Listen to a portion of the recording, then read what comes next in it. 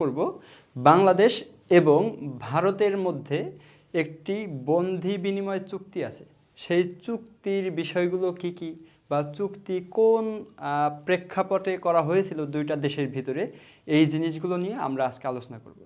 তো বাংলাদেশ এবং ভারতের ভিতরে যে যৌথ একটা চুক্তি আছে সেটার নাম হলো এক্সট্রাডিশন ট্রিটি, বন্ধি বিনিময় চুক্তি। ওকে, তাহলে আমরা শিরোনাম দিয়েছি যে ভারত কি হাসিনাকে ফেরত দিবে, অর্থাৎ ভারত এবং বাংলাদেশের মধ্যে যে বন্ধি বিনিময় চুক্তিটা আছে, এই চুক্তির আলোকে ভারত কি শেখ হাসিনাকে ফেরত দিবে। তো এই চুক্তিটা করা হয়েছিল 2013 সালে, অর্থাৎ 2013 সালে এই এক্সট্রাডিশন ট্রিটিটা ভারত এবং বাংলাদেশের মধ্যে সম্পাদিত হয় এবং একই বছর ভারতের আইনসভা এবং বাংলাদেশের সংসদে বা মন্ত্রী পরিষদে এই চুক্তিটা কি হয়, পাশ হয়। ওকে, তাহলে চুক্তিটা কবে পাশ হয়? 2013 সালে। 2013 সালে চুক্তিটা পাশ হয় এবং এই চুক্তির বিষয়বস্তুগুলোর ভিতরে ছিল যে ভারত এবং বাংলাদেশ, দেখেন এটা হলো বাংলাদেশের মানচিত্র এবং এটা ভারতের মানচিত্র। তো আপনারা যদি লক্ষ্য করেন, আমি জানি যে আপনারা ভূগোলে অনেক পারদর্শী, ভূগোল সম্পর্কে আপনাদের জানাশোনা অনেক বেশি, তারপরেও একটু দেখেন আমি কিভাবে দেখাই। এই যে এইখানে বাংলাদেশের অবস্থান,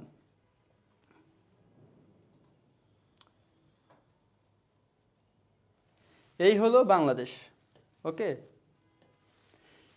এটা হলো ল্যান্ড, এটা হলো সমুদ্র এরিয়া। ওকে, তো এটা হলো বাংলাদেশ। তো বাংলাদেশের চারোদিকেই সমুদ্র স্থল, চারোদিকেই ভারতের সীমান্ত আছে, অর্থাৎ স্থল সীমান্ত এবং মেরিটাইম সীমান্ত, সমুদ্র সীমা এবং স্থল সীমা দুই জায়গায় কি আছে, ভারতের সাথে আমাদের সীমান্ত আছে।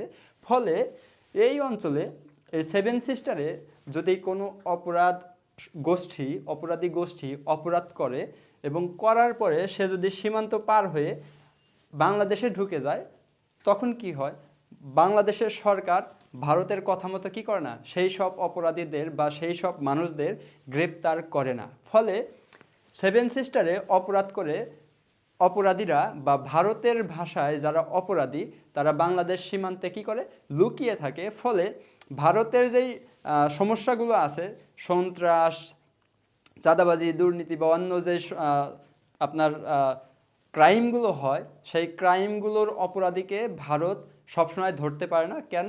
তারা সহজেই বর্ডার পাস করে সীমান্তে লুকিয়ে পড়তে পারে। ওকে, তো ভারত দীর্ঘদিন ধরে এই সমস্যায় ভুগতেছিল। তো আসামে বিচ্ছিন্নতাবাদী একটা আন্দোলন আছে, নাম হলো উলফা, বা বলতে পারেন স্বাধীনতাকামী সংগঠন। ওকে, বিচ্ছিন্নতাবাদী না বলে আমরা বলতে পারি স্বাধীনতাকামী সংগঠন উলফা।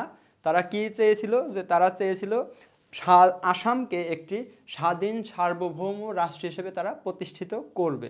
ওকে, তো Assam liberation front ULFA, Assam liberation front ULFA, এই নাম নিয়ে তারা একটা সশস্ত্র গোষ্ঠী প্রতিষ্ঠা করে এবং এই গোষ্ঠীর মাধ্যমে তারা আসামে বিভিন্ন ধরনের স্বাধীনতাকামী যেই কার্যক্রমগুলো হয়, সরকারের ভাষায় সন্ত্রাসী কার্যক্রম, এইগুলো তারা করতে থাকে এবং আসামে কার্যক্রম করে তারা ভারতের সীমান্ত, বাংলাদেশের সীমান্ত দিয়ে সিলেট অঞ্চলে পালিয়ে থাকে।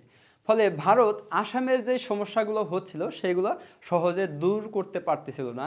আবার বাংলাদেশের বিভিন্ন সন্ত্রাসী গোষ্ঠী বাংলাদেশে অপরাধ কার্যক্রম পরিচালনা করে ভারতের পশ্চিমবঙ্গ, আসাম, ত্রিপুরা এইসব রাজ্যগুলোতে তারা কি করত, লুকিয়ে থাকতো। ফলে বাংলাদেশও তাদের যে নিজেদের যে সন্ত্রাসীগুলো আছে বা অপরাধীগুলো আছে তাদেরকে সঠিকভাবে ধরতে পারতেছিল না। ফলে উভয় দেশই আলাপ আলোচনার মাধ্যমে একটি ঐক্যমত্যে পৌঁছায় যে আমার দেশের অপরাধী যদি তোমার দেশে পৌঁছায় এবং তোমার দেশের অপরাধী যদি আমার দেশে পৌঁছায়, আমরা একজন আরেকজনকে কি করব, সহযোগিতা করব। অর্থাৎ আমার দেশের অপরাধী তোমার দেশে চলে গেলে তুমি তাদেরকে পাকড়াও করে ধরে আমার হাতে হস্তান্তর করবা, আর তোমার দেশের অপরাধী যদি আমার দেশে আসে আমি ধরে তোমার হাতে হস্তান্তর করব। এই যে একটা পারস্পরিক বোঝাপড়ার মধ্য দিয়ে একটা চুক্তি হয়, এই চুক্তিটাকে বলা হয় বন্ধি বিনিময় চুক্তি বা এক্সট্রাডিশন ট্রিটি।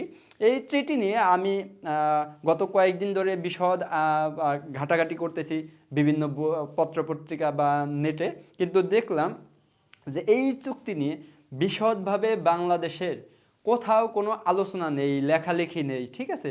ফলে এই চুক্তি সম্পর্কে অনেক তথ্য বাংলাদেশের সাইটে বাংলা ভাষায় মিসিং আছে। তো আমি আজকে চেষ্টা করব এই যে তথ্যের অপূর্ণতা বাংলা ভাষায়, এই অপূর্ণতা আপনারা যেন সলভ পান, বা আজকের ক্লাসের মাধ্যমে এই তথ্যের অপূর্ণতা আর থাকবে না ইনশাআল্লাহ। তো লাইভে কে কে আছেন বা এই ক্লাস সম্পর্কে আরও বিস্তারিত কি জানতে চান ভারত বাংলাদেশের বন্দি বিনিময় চুক্তি সম্পর্কে, আপনারা কমেন্টের মাধ্যমে জানাতে পারেন। আমি আপনাদের কমেন্টগুলো দেখে সঠিক অ্যান্সার দেওয়ার চেষ্টা করব।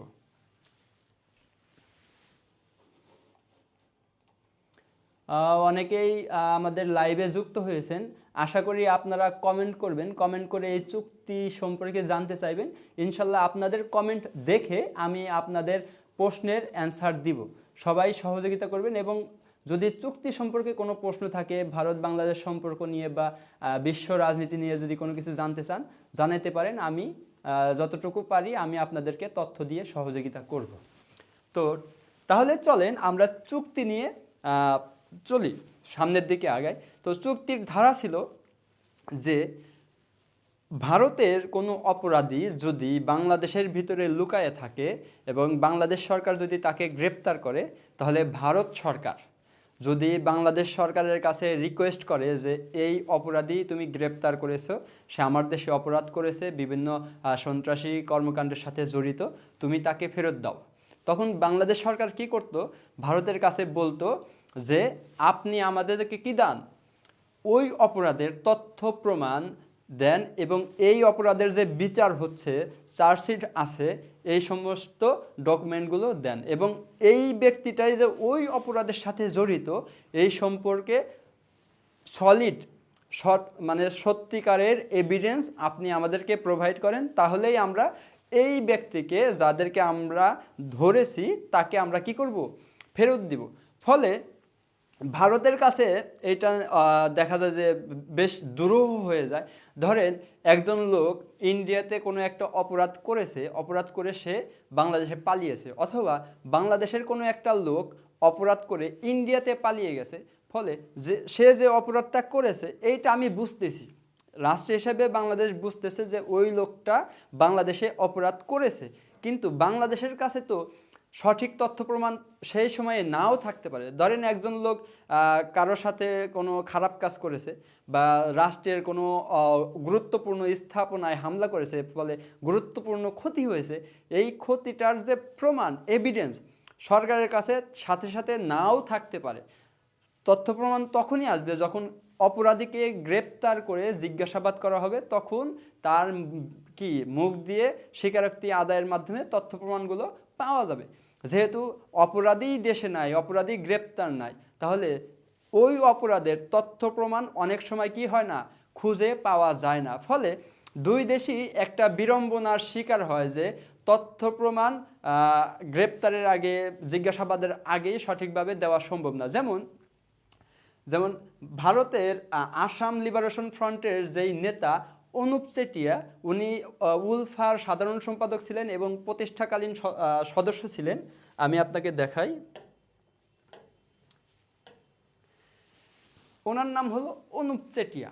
উনি উলফা সংগঠনের সাধারণ সম্পাদক এবং প্রতিষ্ঠাকালীন সদস্য ছিলেন। তো আসামের স্বাধীনতার জন্য উনি কি করছেন, কার্যক্রম পরিচালনা করেছেন ওনার সংগঠনের মাধ্যমে। ফলে আসাম এবং সিলেট কিন্তু একই সীমান্ত, আসামের সীমান্ত এবং সিলেট পাশাপাশি।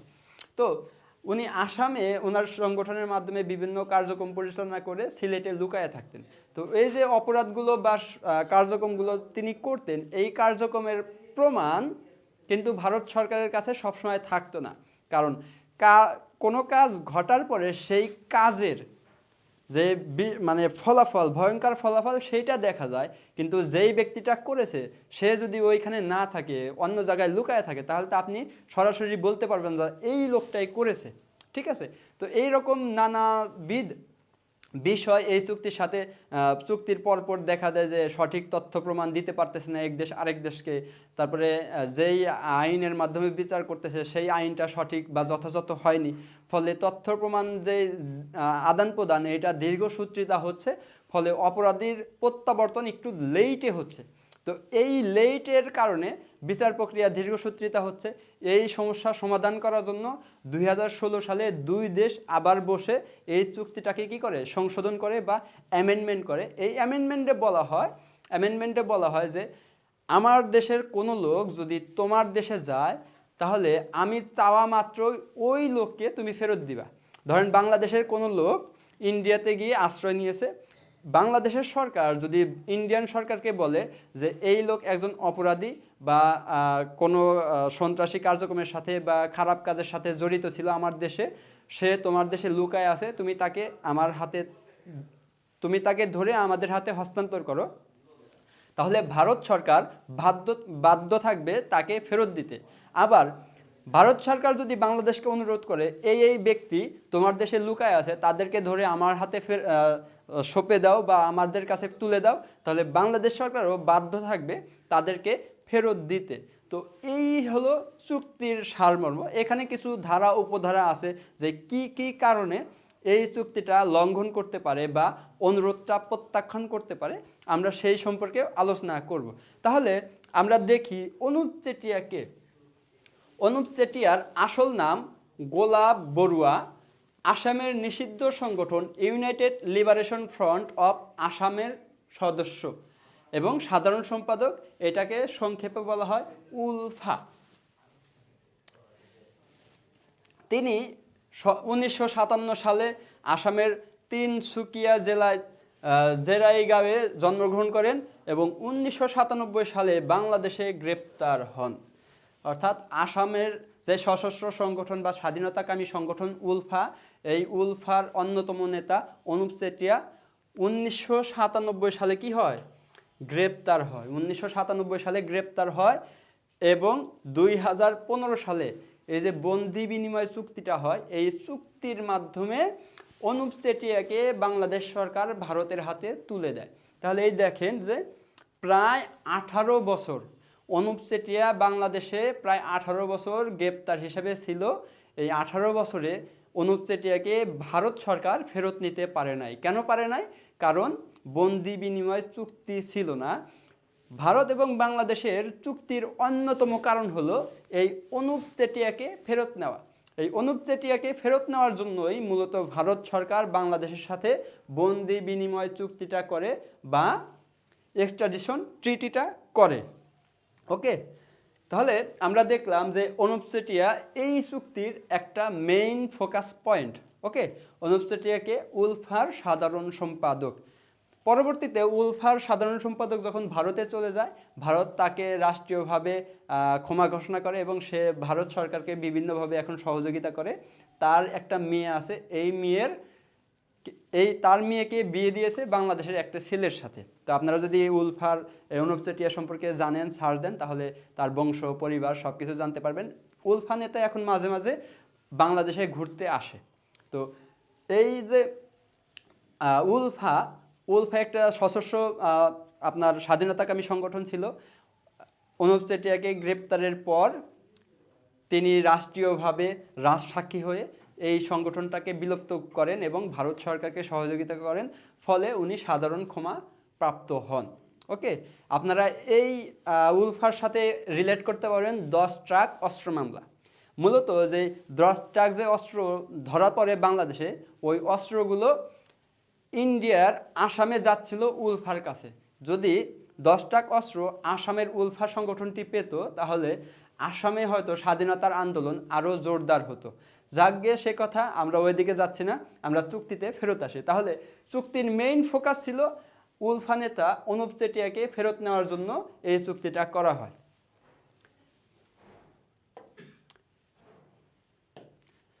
এখন যেহেতু বাংলাদেশ ভারতকে বিভিন্ন সুযোগ সুবিধা এই চুক্তির মাধ্যমে দিয়েছে এবং আমাদের বিগত প্রধানমন্ত্রী, যাকে অনেকে স্বৈরাচার বলে, ঠিক আছে, স্বৈরাচার হিসেবে খ্যাতি পেয়েছেন, লৌহ মানব হিসেবে খ্যাতি পেয়েছেন, গত 15 বছর দীর্ঘ জুলুম নিপীড়নের অভিযোগ যার বিরুদ্ধে আছে এবং জুলাই গণ অভ্যুত্থানে শত শত হাজার হাজার শিক্ষার্থীদের উপর যে দমন নিপীড়ন চালিয়েছেন এবং 5 আগস্ট যিনি বাংলাদেশ থেকে পালিয়ে ইন্ডিয়াতে আশ্রয় নিয়েছেন, তাকে বিভিন্নভাবে ফেরত নেওয়ার কথা বা ফেরত চাওয়ার কথা আমরা শুনে আসতেছিলাম। বাংলাদেশের জনগণের পক্ষ থেকে বিভিন্নভাবে ফেরত চাওয়া হচ্ছিল। এই 2 দিন আগে রাষ্ট্রীয়ভাবে ভারতের কাছে একটা চিঠি পাঠানো হয়, যাকে বলা হয় ভার্বাল নোট। ওকে, প্রাক্তন প্রধানমন্ত্রীকে বিচারের সম্মুখীন করার জন্য বাংলাদেশ ফেরত চেয়েছে। ভারতকে এই বিষয়ে জানানো হয়েছে। ঢাকা থেকে দিল্লিতে এই বিষয়ে নোট ভার্বাল বা কূটনৈতিক বার্তা পাঠানো হয়েছে বলে জানান বাংলাদেশের পররাষ্ট্র উপদেষ্টা তৌহিদ হোসেন। নোট ভার্বাল একটা কূটনৈতিক ভাষা, এটাকে বলে একটা পররাষ্ট্র মন্ত্রী অন্য একটি দেশে যেই মাধ্যমে যোগাযোগ করে তাকে বলা হয় নোট ভার্বাল। ওকে, তো এই কূটনৈতিক বার্তার মাধ্যমে বাংলাদেশ সরকার ভারত সরকারের কাছে শেখ হাসিনাকে ফেরত চেয়ে একটি চিঠি দিয়েছে। আর চিঠিটা কেন দিয়েছে? কারণ বাংলাদেশ এবং ভারতের মধ্যে একটা চুক্তি আছে, চুক্তিটার নাম কি? বন্দি বিনিময় চুক্তি বা এক্সট্রাডিশন ট্রিটি। ওকে, তো এই চুক্তি অনুযায়ী ভারত সরকার বাধ্য থাকবে শেখ হাসিনাকে ফেরত দিতে। 2-1টি ধারা আছে, কোন কোন ধারার বলে ভারত সরকার হাসিনাকে চাইলে রাখতে পারবে সেটা নিয়ে আমরা আলোচনা করব। যদি ফেরত না দেয় তাহলে এই চুক্তিটা কেন বাতিল হবে এবং পরবর্তীতে বাংলাদেশ বিভিন্ন স্টেপ নিতে পারে আন্তর্জাতিক আদালতে, সেগুলো নিয়ে আলোচনা করব। আপনারা কমেন্ট করতে পারেন ক্লাস কেমন হচ্ছে বা কোনো প্রশ্ন থাকলে জানাইতে পারেন, আমরা আপনাদের কমেন্টের উত্তর দিব। আর ক্লাসের সাউন্ড ভিডিও সঠিকভাবে দেখতে পারতেছেন কিনা একটু জানাবেন।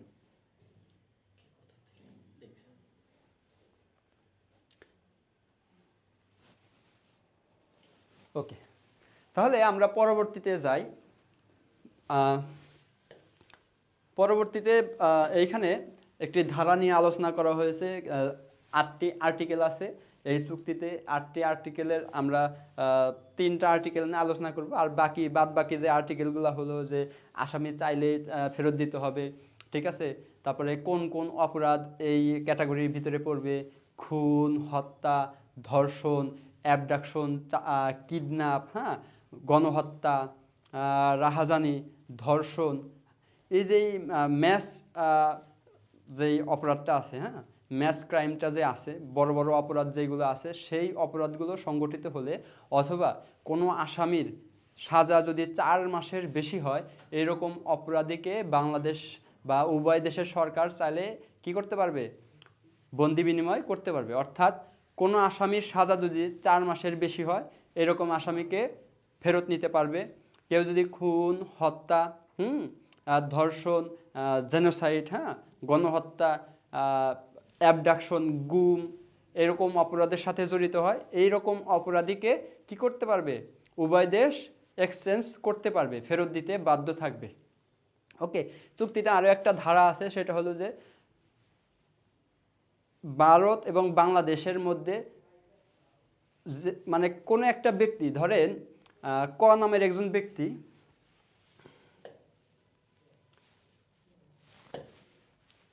ধরেন এইখানে কে একজন অপরাধ করছে, তার নাম ক। অপরাধ করে সে ভারতে চলে আসছে। চলে আসার পরে এইখানে যেই লোকটা অপরাধ করছে, এই অপরাধ যদি ভারতেও সমানভাবে অপরাধ হয়, অর্থাৎ ধরেন বাংলাদেশে কেউ খুন করছে, ভারতেও খুন একটা অপরাধ। বাংলাদেশে কেউ চাঁদাবাজি করছে, ভারতেও চাঁদাবাজি একটা অপরাধ।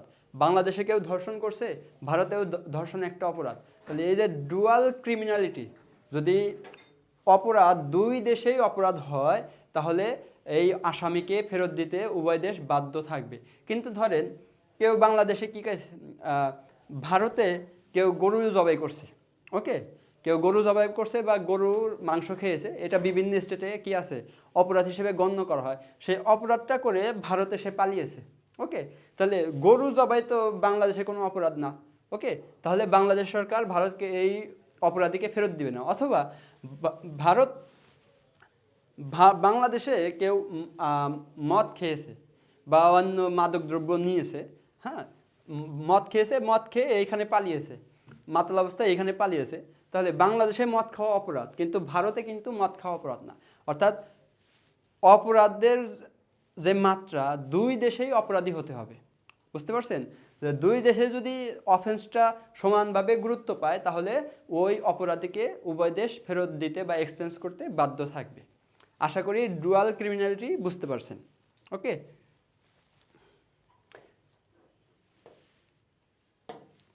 দেখেন, India Bangladesh extradition treaty of 2013, এই চুক্তিটা 2013 সালে করা হয়। 2016 সালে একটা অ্যামেন্ডমেন্ট করা হয়। অ্যামেন্ডমেন্ট মানে হলো সংশোধন করা, এটা নতুন করে ধারা উপধারাগুলো সংশোধন করা হয়।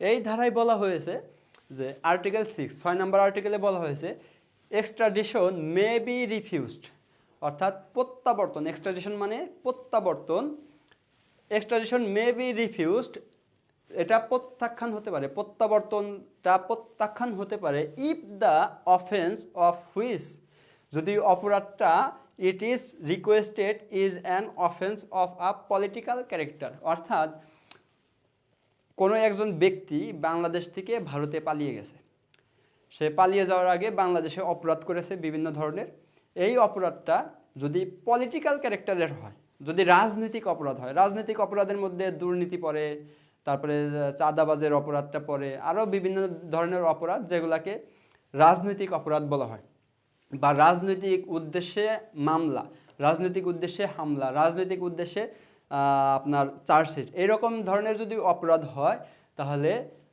বাংলাদেশ যদি ভারতের কাছে চায় এবং যে ব্যক্তিকে চাইলো ওই ব্যক্তির অপরাধটা যদি রাজনৈতিক অপরাধ হয়, পলিটিক্যাল ক্যারেক্টারের হয়, তাহলে ভারত সরকার চাইলে ওই রিকোয়েস্টটা প্রত্যাখ্যান করতে পারে বা করতে পারবে।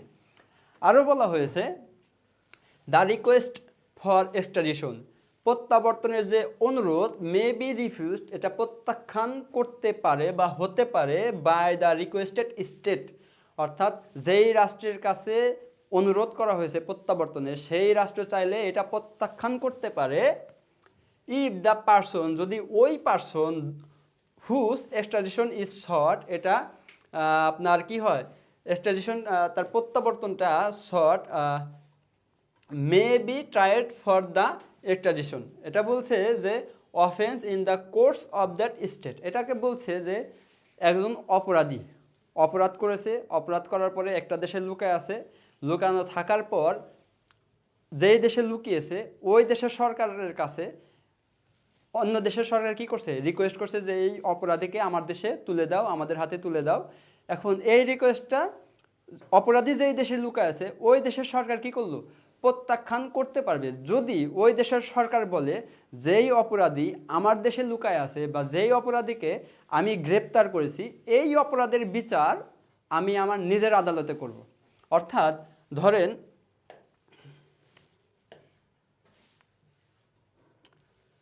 ধরেন বাংলাদেশের কেউ একজন খুন করে ভারতে লুকিয়ে আছে, বাংলাদেশের কেউ একজন খুন করে ভারতে লুকিয়ে আছে, বাংলাদেশের সরকার ভারতকে বললো যে এই অপরাধীকে আমার কাছে ফেরত দাও, আমি তার বিচার করব, তার নামে চার্জশিট হয়েছে, বিচার প্রক্রিয়া দিন। তো ভারত সরকার কি করলো, রিকোয়েস্টটা প্রত্যাখ্যান করলো, প্রত্যাখ্যান করে বলতেছে যে তোমার দেশে যেহেতু খুন করেছে, তুমি খুনের তথ্য প্রমাণগুলো আমার কাছে দাও, আমার দেশেও যেহেতু খুনের বিচার করা হয়, খুন একটা অপরাধ, আমি আমার দেশে এই কি অপরাধের বিচার করব। এই কথা বলে বা এইভাবে রিকোয়েস্টটা কি করতে পারে, প্রত্যাখ্যান করতে পারে।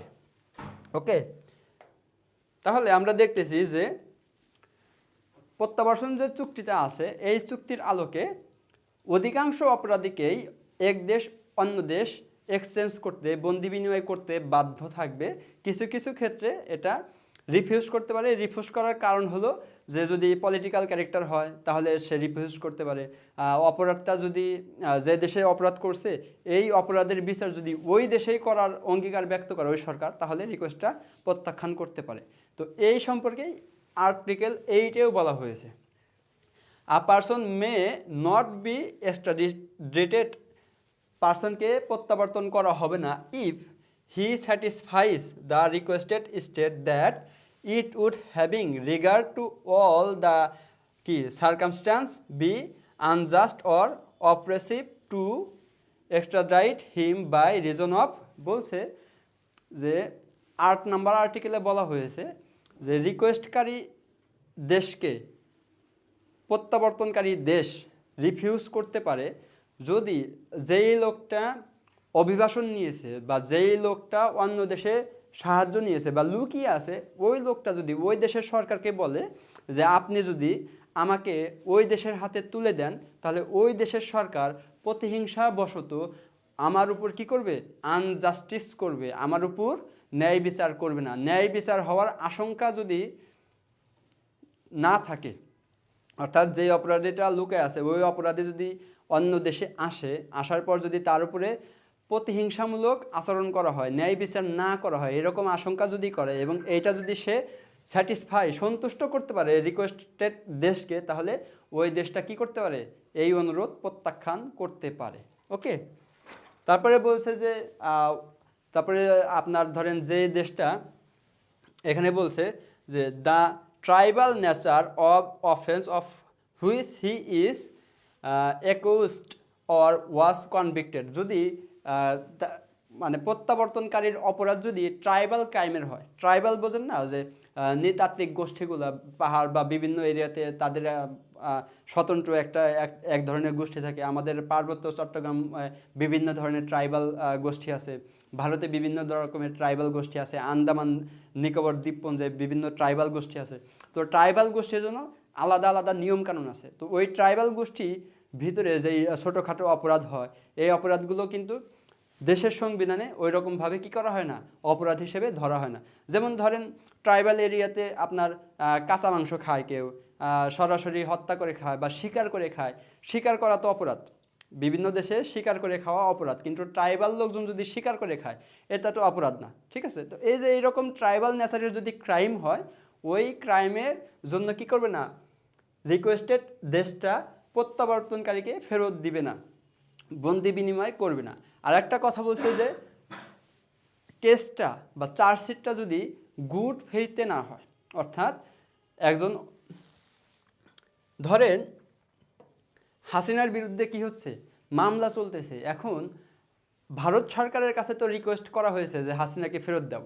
এখন ভারত সরকার যদি মনে করে যে হাসিনার উপরে যেই চার্জশিটটা করা হয়েছে, এই চার্জশিটটা গুড ফেইথে করা হয় নাই, অর্থাৎ সঠিক বা ন্যায় বিচারের জন্য করা হয় নাই, তাকে ক্যারেক্টার অ্যাসাসিনেশন বা পলিটিক্যাল ক্রাইমের জন্য তাকে ফেরত চাওয়া হচ্ছে বা তার উপর প্রতিহিংসামূলক আচরণ করা হবে, এরকম যদি ভারত সরকার মনে করে তাহলে হাসিনাকে তারা ফেরত দিবে না।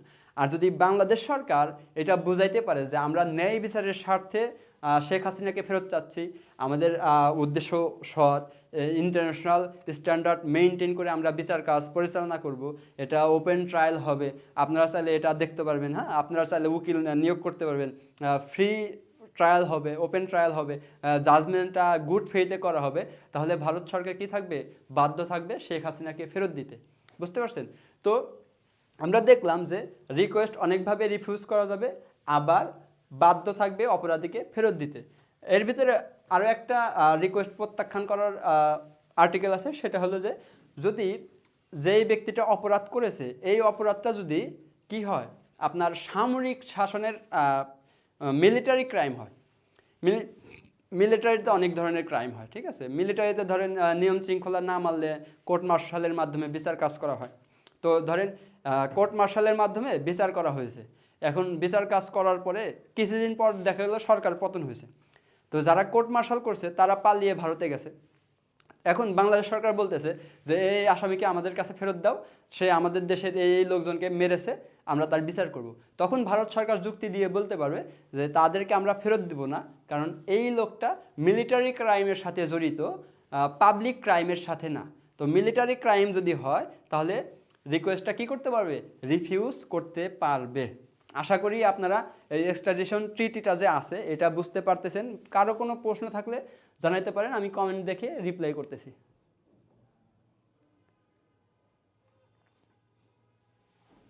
ওকে, তাহলে আশা করি এক্সট্রাডিশন যে ট্রিটিটা আছে এই ট্রিটিটা কেন করা হয়েছিল, ভারত সরকার বাধ্য থাকবে ফেরত দিতে, কোন কোন কারণে ফেরত দিবে না, এগুলো নিয়ে আলোচনা করলাম। এখন আমরা ভারতের হিস্ট্রি নিয়ে আরেকটু আলোচনা করি। আমরা জানি যে এইখানে এই অঞ্চলটা হলো তিব্বত, ঠিক আছে? তো এই অঞ্চলটা তিব্বত, এই অঞ্চলের শাসক ছিল দালাই লামা, দালাই পরিবার। হ্যাঁ, তো এই অঞ্চল যখন চীন অ্যাকোয়ার করে নেয়, দখল করার পর এই অঞ্চলের যে শাসক ছিল দালাই লামা, সে পালিয়ে ভারতে আশ্রয় নেয়। তো চীনের নানান রকম পেশার চাপ থাকা সত্ত্বেও দালাই লামাকে কিন্তু ভারত সরকার ফেরত দিচ্ছে না। এখনো দালাই লামা ভারতে বসে কি করতেছে, তার যে ধর্মীয় কার্যক্রম আছে, রাজনৈতিক কার্যক্রম আছে, এগুলো সে পরিচালনা করতেছে। তো আমরা দেখতেছি যে ভারত চীনের মতো একটি বৃহৎ পরাশক্তির চাপ সহ্য করে দালাই লামাকে তার নিজের দেশে আশ্রয় দিয়েছে। এখানে তার ভারতের একটা কূটনৈতিক গেম আছে, দালাই লামার মাধ্যমে তিব্বতকে সে অস্থিতিশীল করার চেষ্টা করতেছে। আবার এইখানে যে অরুণাচল আছে, এই অরুণাচল প্রদেশটাকে চাইনিজ সরকার তার নিজের স্টেট বলে দাবি করে, আবার ইন্ডিয়ান তো অরুণাচলকে নিজের স্টেট হিসেবেই রেখেছে। তো এই অরুণাচলকে নিয়ে ভারত এবং চীনের মধ্যে একটা কনফ্লিক্ট আছে। আবার তিব্বতের নেতাকে আশ্রয় দিয়ে সে কী করছে, তিব্বতের নেতাকে আশ্রয় দিয়ে এই অরুণাচলের একটা রিভেঞ্জ নেওয়ার চেষ্টা করতেছে। অর্থাৎ ভারত সরকার এইখান থেকে দালাই লামার মাধ্যমে চীনকে মেসেজ দিতেছে, তুমি যদি অরুণাচলে বেশি বাড়াবাড়ি করো তাহলে আমরা তিব্বতের দালাই লামাকে দিয়ে কী করব, পলিটিক্যাল অস্থিরতা তৈরি করব। ফলে এই দালাই লামা এবং অরুণাচল দুইটার মধ্যে কি চীন এবং ভারত কি করতেছে, গেম খেলতেছে। ওকে, তো এই হলো ভারতের অবস্থা। তো ভারত যেহেতু দালাই লামাকে ফেরত দিচ্ছে না, যেহেতু যদিও ভারত এবং চীনের মধ্যে বন্দি বিনিময় চুক্তি নেই, কিন্তু আমরা ভারতের যে ক্যারেক্টার, ফ্যাসিবাদী ক্যারেক্টার, আধিপত্যবাদী যে ক্যারেক্টার, এই ক্যারেক্টারকে ধারণ করে আমরা বলতে পারি যে ভারত সরকার যত রকম উপায় আছে, ছল চাতুরি আছে, সব রকম উপায় অবলম্বন করবে শেখ হাসিনাকে তার নিজের দেশে রাখতে। কিন্তু আমরা জানি যে আমাদের দেশে যিনি রাষ্ট্র ক্ষমতায় আছে ডক্টর মোহাম্মদ ইউনূস সাহেব, উনাকে আমেরিকা প্রচণ্ডভাবে সহযোগিতা বা সাপোর্ট দিচ্ছে। তো এই সাপোর্টের ক্ষমতা বলে হয়তো ভারত সরকার শেখ হাসিনাকে ফেরত দিতে বাধ্যও থাকতে পারে। যাই হোক, এটা আমরা ভবিষ্যতে দেখব যে শেখ হাসিনাকে ভারত সরকার ফেরত দেয় কি নিজের দেশে রেখে দেয়, এটা সময় সামনে আমরা দেখতে পারবো। যদি ফেরত না দেয় তাহলে সে চুক্তিটা ভঙ্গ করবে, এবং এই চুক্তি ভঙ্গের কারণে আমরা নানাবিধ সুবিধা ইন্টারন্যাশনাল কোর্টের মাধ্যমে আদায় করতে পারবো। তো এটা সবই হলো পলিটিক্যাল চাপ। একটা দেশ আর একটা দেশকে নানানভাবে চাপ প্রয়োগ করে বিভিন্ন সুযোগ সুবিধা আদায় করার চেষ্টা করে। তো আমরা দেখি সামনে কি হয়। তো এই এক্সট্রাডিশন ট্রিটি নিয়ে একটা অবজারভেশন আছে, এই অবজারভেশনটা আমি আমাদের পেজে দিয়ে দিব, যাদের প্রয়োজন হয়, যারা বিসিএসে রিটেন টিকছেন, সামনে যারা বিসিএস দিবেন, এরকম চুক্তি নিয়ে যদি কোনো কিছু আসে এক্সট্রাডিশন ট্রিটি নিয়ে, আশা করি আমার এই ক্লাস এবং আমার যে পিডিএফটা আছে এটা দেখলে আপনারা অনেক উপকৃত হবেন এবং এক্সট্রাডিশন ট্রিটি নিয়ে অনেক সুন্দর করে গুছিয়ে লিখতে পারবেন। তো আমি একটা ভিউজ অ্যান্ড ওপিনিয়ন এখানে যুক্ত করে দিয়েছি, দেখেন এটার অনুবাদটা আমি এখানে যুক্ত করে দিয়েছি। এখানে একটা ভিউজ অ্যান্ড ওপিনিয়ন যুক্ত করেছি, implement in the Bangladesh extradition treaty. Okay, এটা কিভাবে প্রয়োগ করা হয় বলছে, on October 23, 2013 the long awaited extradition treaty between India and Bangladesh came into force.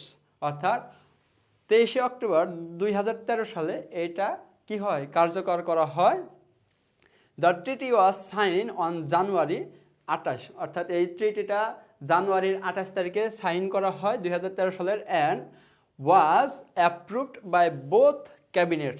দুই দেশের মন্ত্রী পরিষদে কি করে, এটাকে পাশ করে Bangladesh and India in the same month, একই মাসে কি করে, এই জানুয়ারি মাসে দুই দেশের ক্যাবিনেট মন্ত্রিসভা এটাকে অনুমোদন দেয় পারস্পরিক চুক্তি হিসেবে। এটা খুব দ্রুত হয়ে যায় চুক্তিটা।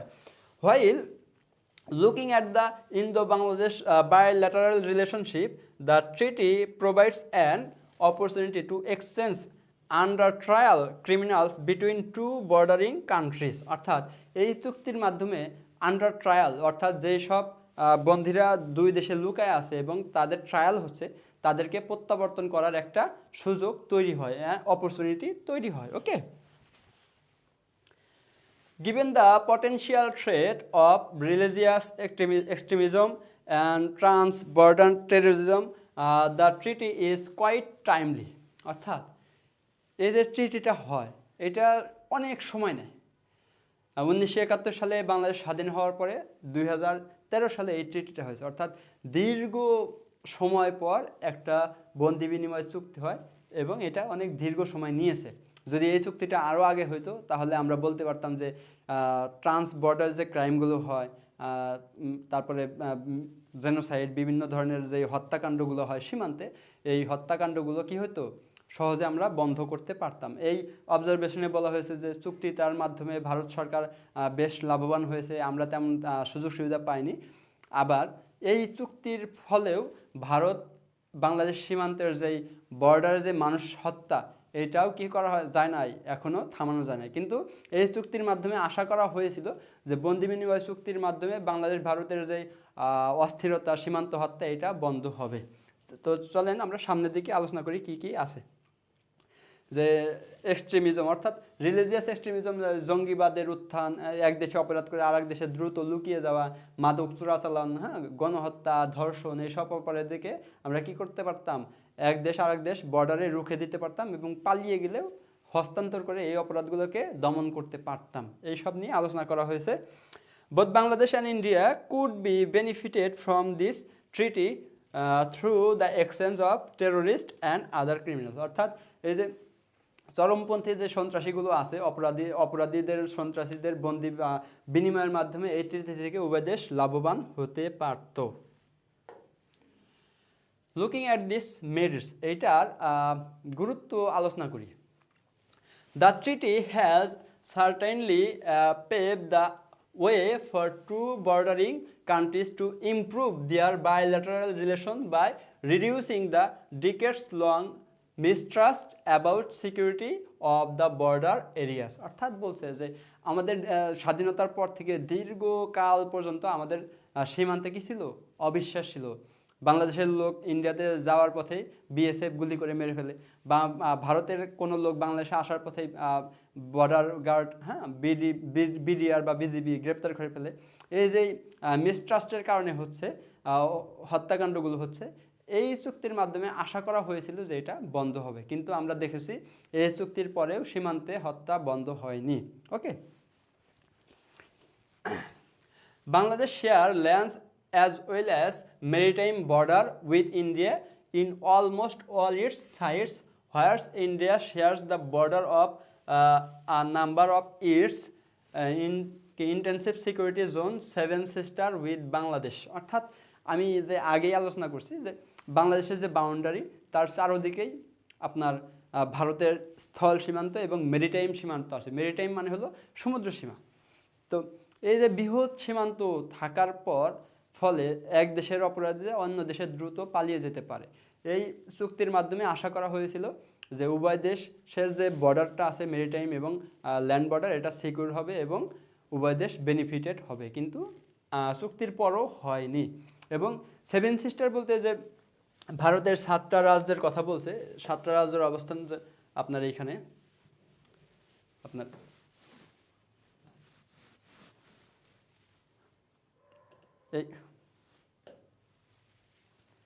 এইখান থেকে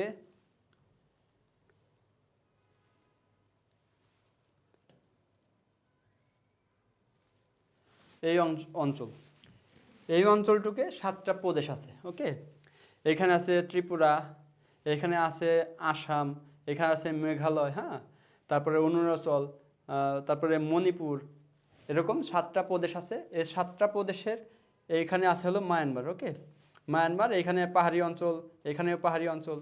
ফলে এই 7টা প্রদেশে দীর্ঘ সময় ধরে কি হয়, যাতায়াত ব্যবস্থা ভঙ্গুর হওয়ার কারণে এই যে একটা মাত্র পথ 7টা রাজ্যে যোগাযোগ করার জন্য, ভারতের সাথে 7টা রাজ্যের যোগাযোগের জন্য একটা মাত্র পথ, এটাকে বলা হয় চিকেন নেক। ওকে, মাত্র 16 কিলোমিটার দূরত্ব।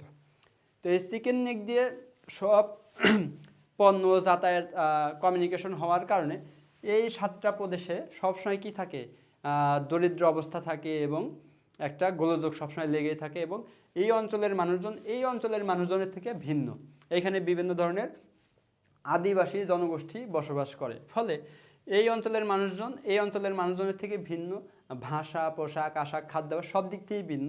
আবার সীমান্তেও যেহেতু আপনার কি আছে, সমস্যা আছে চলাচলের, সেহেতু এই অঞ্চলের মানুষজন সবসময় আকাঙ্ক্ষা করে তারা স্বাধীন থাকবে, তারা নিজেরা স্বাধীন হবে।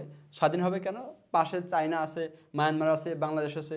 বাংলাদেশের সাথে দ্রুত সীমান্তে সমুদ্রের মাধ্যমে যোগাযোগ করতে পারবে, বা মায়ানমারের মাধ্যমে দ্রুত বর্ডার কি সমুদ্রের মাধ্যমে যোগাযোগ করতে পারবে। এই আকাঙ্ক্ষা থেকে এই 7 সিস্টারের মানুষজন দীর্ঘদিন ধরেই স্বাধীনতার আকাঙ্ক্ষা নিয়ে বেড়ে উঠতেছে। এবং এই স্বাধীনতার আকাঙ্ক্ষাকে দমন করার জন্য ভারত সরকার বাংলাদেশের মাধ্যমে বিভিন্ন ধরনের চুক্তি করে, ট্রানজিট নেয়, করিডোর নেয়। হ্যাঁ, তো এই সুযোগ সুবিধাগুলো নিচ্ছে মূলত 7 সিস্টারকে স্বাধীনতা যেন না হয়, স্বাধীন যেন না হয় সেই হাত থেকে রক্ষা করার জন্য। ওকে, তো ভারত তার এই 7 সিস্টারকে বিভিন্ন চুক্তির মাধ্যমে রক্ষা করতেছে বা সুযোগ সুবিধা দিচ্ছে, কিন্তু ভারতের কাছ থেকে আমরা তেমন একটা সুযোগ সুবিধা পাচ্ছি না, বা যে নিরাপত্তা, মাদক চোরাচালান, হ্যাঁ, টেরোরিজম, এই অপরাধগুলো আমরা ভারতের ওই দিক থেকে কী পাচ্ছি না, তেমন একটা সহযোগিতা পাচ্ছি না।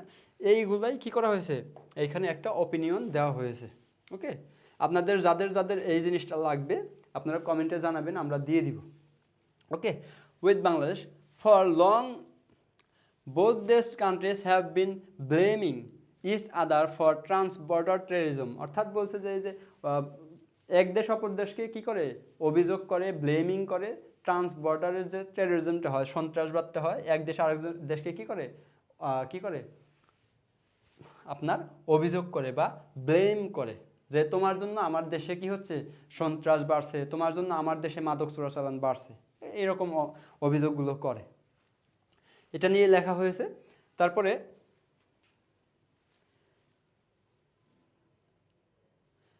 from Bangladesh perspective, the extradition treaty may pave the way for bringing back some killers of Bangabandhu Sheikh Mujibur Rahman who were reportedly living in India at this time।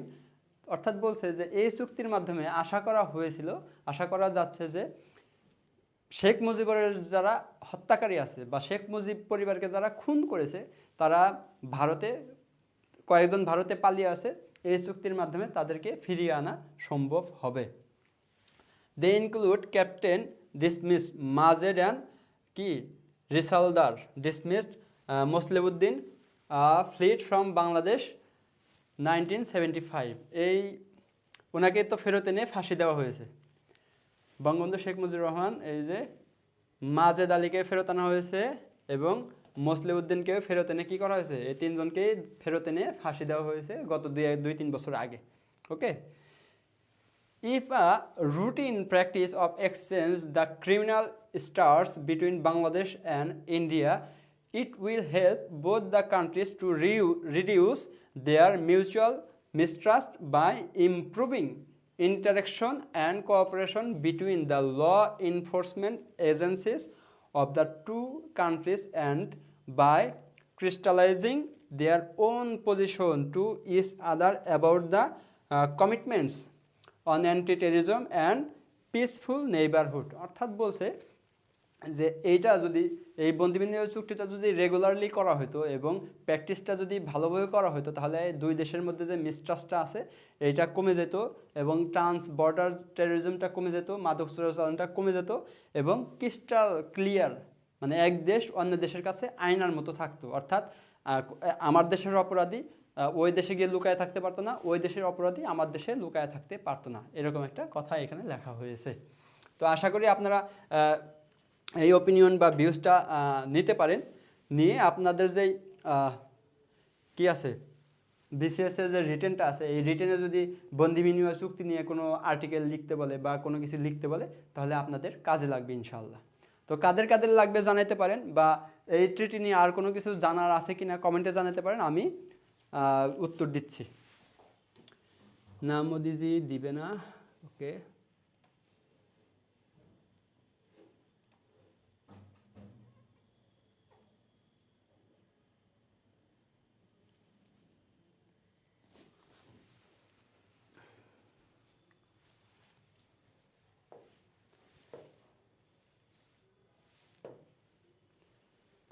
চুক্তির বিষয়গুলোর আমি যেটা পড়িয়েছি এটার অনুবাদ আমি এখানে দিয়েছি। তো 2013 সালের অক্টোবর ভারত বাংলাদেশের মধ্যে বহু প্রতীক্ষিত প্রত্যয়ন চুক্তি কার্যকর হয়।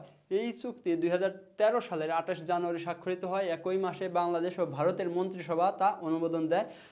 ভারত বাংলাদেশের দ্বিপাক্ষিক সম্পর্কের পরিপ্রেক্ষিতে এই চুক্তি সীমান্তের দুই দেশের মধ্যে বিচারাধীন অপরাধীদের বিনিময়ের সুযোগ সৃষ্টি করে। ধর্মীয় উগ্রবাদ, আন্তঃসীমান্ত সন্ত্রাসবাদের হুমকির পরিপ্রেক্ষিতে এই চুক্তি সমাবেশী সন্ত্রাসী ও অন্যান্য অপরাধীদের বিনিময়ের মাধ্যমে বাংলাদেশ ভারত উভয়ই উপকৃত হতে পারে। অর্থাৎ এই কথাই বারবার বলা হয়েছে যে এই চুক্তির মাধ্যমে বন্দি বিনিময় এক্সচেঞ্জের মাধ্যমে এক দেশ অপর দেশের কাছে কি পাবে, সহযোগিতা পাবে, দুই দেশই উপকৃত হবে। এক দেশের অপরাধী অন্য দেশের লুকাইতে থাকতে পারবে না, হ্যাঁ। ট্রান্সবর্ডার টেরোরিজম এগুলো কমে যাবে, মাদক চোরাচালান এগুলোও কমে যাবে, এবং দুই দেশের সাথে বন্ধুত্বপূর্ণ সম্পর্ক বজায় থাকবে। যেহেতু আমরা চাইলেও ভারতের পেটের ভিতর থেকে বের হতে পারবো না, আবার ভারত চাইলেও আমাদেরকে পেটের ভিতর থেকে বের করতে পারবে না। ওকে, তাহলে উভয় দেশের স্বার্থেই, এক দেশ অন্য দেশের স্বার্থেই কী করা উচিত, বন্ধুত্বপূর্ণ সম্পর্ক পুনর্মূল্যায়ন করা উচিত, এবং এক দেশের মানুষের সাথে অন্য দেশের মানুষের বন্ধুত্বপূর্ণ যোগাযোগ স্থাপন করা প্রয়োজন।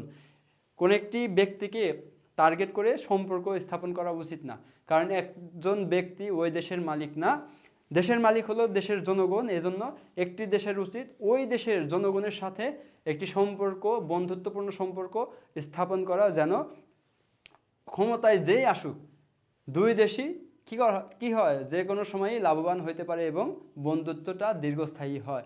এবং আন্তর্জাতিক সম্পর্কে কোনো দেশই কোনো দেশের স্থায়ী কোনো বন্ধু নয়, যে কোনো সময় বন্ধুত্ব পতন হতে পারে। একটি দেশের সাথে অন্য দেশের সম্পর্ক হয় স্বার্থের ভিত্তিতে। আপনি আমাকে 1 টাকা দিবেন, আমি আপনাকে 1 টাকা দিব, বা আপনি আমাকে ব্যবসা করার সুযোগ দিবেন, আমি আপনার সাথে ব্যবসা করব, আপনি আমাকে সহযোগিতা করবেন, আমি আপনাকে সহযোগিতা করব। এই যে পারস্পরিক বোঝাপড়া, উইন উইন সিচুয়েশন, এইভাবে পররাষ্ট্রনীতি বা এক দেশের সাথে অন্য দেশের কূটনৈতিক সম্পর্ক স্থাপিত হয়। কোনো দেশ কারোর সাথে স্বামী স্ত্রীর সম্পর্ক স্থাপন করে না। স্বামী স্ত্রীর সম্পর্ক দিয়ে পররাষ্ট্রনীতি, কূটনীতি চলে না, ঠিক আছে। তো যারা দেশের পররাষ্ট্রনীতি বা কূটনীতি স্থাপন করতে চান অন্য দেশের সাথে, জনগণের সাথে জনগণের কানেকশন এরকম করে একটা সম্পর্ক স্থাপন করলে দুই দেশই লাভবান হবে। ওকে, এবং কোনো দেশই কোনো দেশের বিরুদ্ধে কথাবার্তা বলবে না। যদি দেখে যে একটি দেশ অন্য দেশের মানুষকে বাদ দিয়ে শুধু একজন বা একটি গোষ্ঠীর সাথে সম্পর্ক তৈরি করছে এবং ওই গোষ্ঠীকেই নানাভাবে সহযোগিতা করতেছে দেশের জনগণকে অপ্রেসড করার জন্য, তখন ওই দেশের জনগণ, যেই দেশের সরকার একটি গোষ্ঠীকে সহযোগিতা করতেছে ওই দেশের জনগণকে অপ্রেসড করার জন্য, ওই দেশের জনগণ ওই দেশের বিরুদ্ধে কি হয়, বিক্ষুব্ধ হয়। যেমন আমরা এখন বাংলাদেশের মানুষকে দেখতেছি ভারতের বিরুদ্ধে, ভারতের বিভিন্ন সিদ্ধান্তের বিরুদ্ধে বিক্ষুব্ধ হতে। তো আমরা আশা করব ভারত এবং বাংলাদেশের মধ্যে একটি বন্ধুত্বপূর্ণ সম্পর্ক তৈরি হবে এবং উভয় দেশের মানুষের স্বার্থকে প্রাধান্য দিয়ে বন্ধুত্বপূর্ণ সম্পর্ক এগিয়ে নিবে। এবং আমরাও কোনো মানুষের প্রতি ঘৃণা বিদ্বেষ এটা অন্তরে লালন করব না, কোনো দেশের প্রতিও লালন করব না। কিন্তু দেশের স্বাধীনতা, সার্বভৌমত্ব রক্ষা করার জন্য যদি জীবন দিতে হয়, রক্ত দিতে হয়, লড়তে হয়, আমরা যে কোনো সময় আমাদের জীবন, রক্ত লড়াই করার জন্য প্রস্তুত থাকব। আশা করি সবাই সুস্থ থাকবেন, ভালো থাকবেন, দেশের জন্য নিজেকে উৎসর্গ করবেন, দেশের কল্যাণে নিজেকে ব্যয় করবেন, সেই শুভকামনা রেখে আজকের ক্লাস এখানেই শেষ করছি। আসসালামু আলাইকুম।